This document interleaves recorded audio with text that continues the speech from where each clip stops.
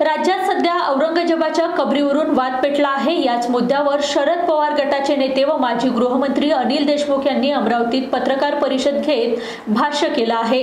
राज्य सरकारवर गंभीर आरोप केले आहे। शेतकरी, शेतमजूर, महिला अत्याचार या महत्त्वाच्या प्रश्नावर लोकांचे लक्ष विचलित करण्यासाठी, ज्वलंत प्रश्नावर लोकांना मत भटकवण्यासाठी अशा प्रकारचे वक्तव्य केले जात आहे, अशी टीका त्यांनी केली।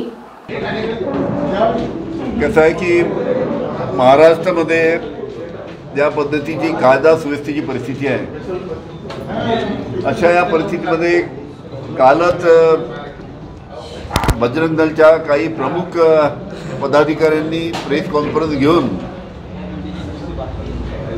राज्य शासनाच्या माध्यमातून औरंगजेबाची कबर काढून टाकली पाहिजे आणि नाही काढली तर आम्ही कार सेवाकडून ती उखडून काढू अशा पद्धतीचं वक्तव्य केलं।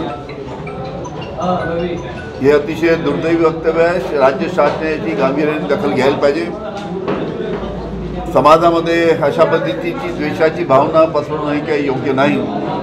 त्याच्यामुळे राज्य शासनाने कडक पावले उचलून या बाबतीत जे कोणी दोषी आहेत त्यांच्यावर कारवाई केली पाहिजे, हे माझं प्रामाणिक इथे मत आहे। काँग्रेसचे अध्यक्ष जे बोलले ते मी ऐकलं। तुम्हाला काय वाटते नेमकं? मी अलग प्रेस कॉन्फरन्स घेऊन त्याच्या बाबतीत बोलले की आज शेतकरी अतिशय अडचणीत आहे। कापसाला भाव नाही। CCIची खरेदी शनिवारपासून बंद करण्यात आली। आता कोणतीही शासकीय कापसाची खरेदी नाही आहे। आपल्याला माहीत असेल, आमचं जेव्हा महाविकास आघाडीचं सरकार होतं त्यावेळेस आम्ही कापसाला 13,000, 13,000, 14,000 रुपये प्रति क्विंटलपर्यंत भाव दिला होता। पण या सध्याच्या सरकारने कापसाला 7,000च्या वरती कापसाचा भाव गेला नाही। आता शनिवारपासून CCIची खरेदी बंद झाली आणि CCIची खरेदी बंद झाल्यामुळे साहजिकच परत कापसाचे भाव त्या निमित्ताने कमी होणार।